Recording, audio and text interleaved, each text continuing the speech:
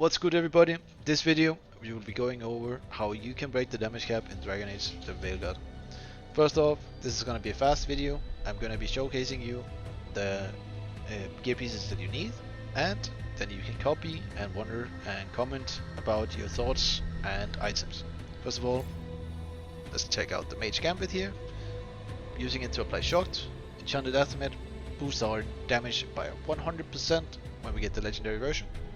Bargain, free mana cost, and it's a necrotic staff. We use it to apply necrosis on our staff heavy attacks. Then we have Deathblow Vitar, critical damage, and also 10% chance to deal critical damage with any weapon attack. This matters for one reason. We'll get into that a little bit later.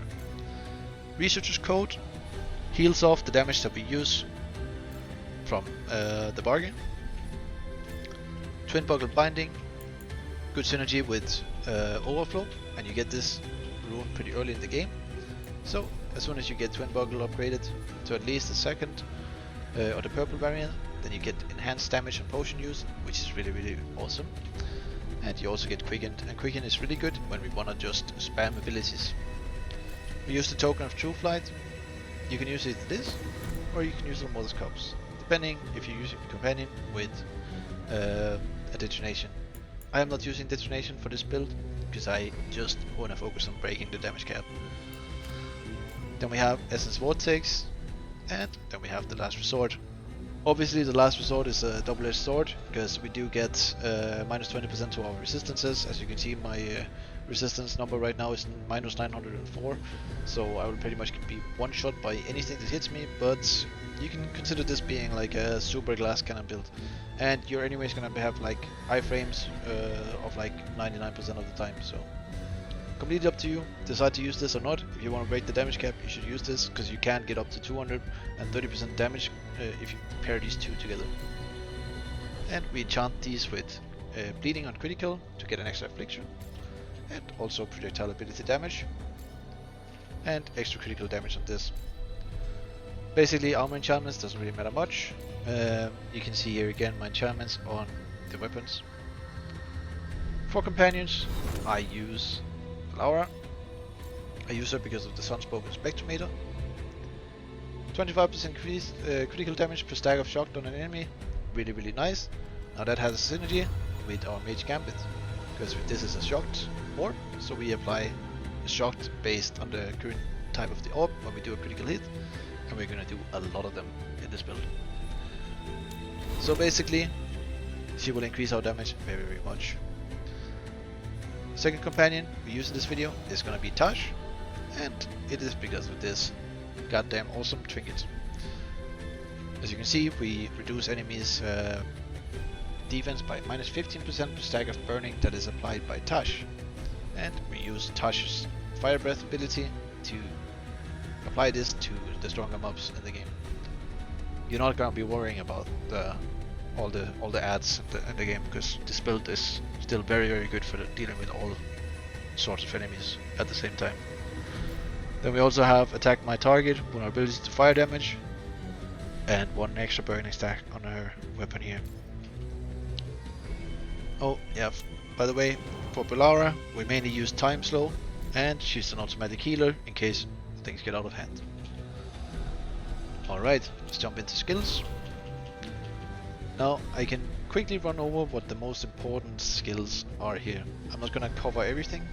Let's start off by saying you want to get every single ability to increase your damage. When you press G here, you get increased ability damage by 15% every time you pick one of these abilities up, so make sure you get that.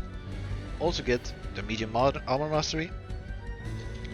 Yeah, remember to enchant your abilities. On Arcane Shot, it's important that you enchant it with ability critical damage if you want to hit the same numbers as I do here in the video.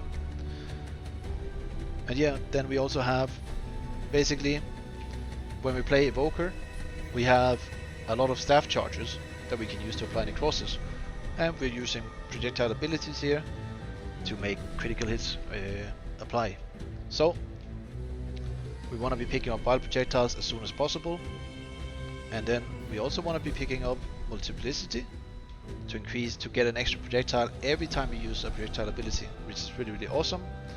Unfortunately, you cannot guarantee a critical hit every time because for some reason it's treated like a heavy attack and not an ability hit. So you only have 10% chance of critting with that every time, but when it does, it will hit.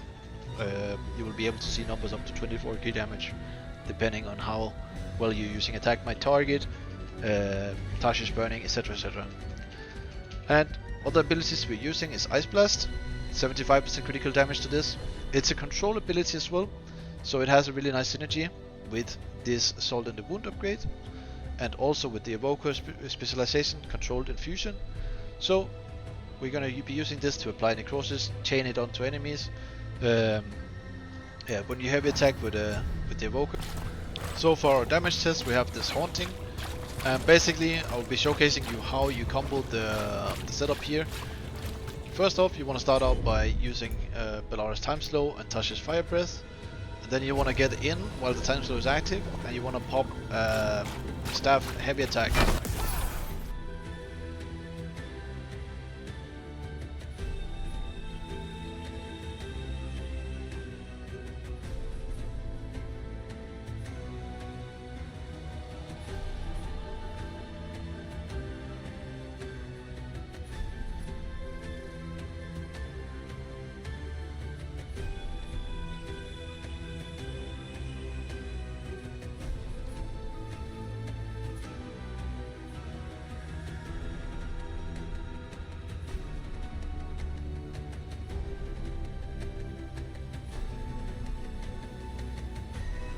As you can see, we are able to hit pretty crazy numbers against this Haunting. The highest damage I've done so far with this build was against the Dragon. Obviously I have beaten him and I did not record at that point, so unfortunately I couldn't showcase that in this video example here.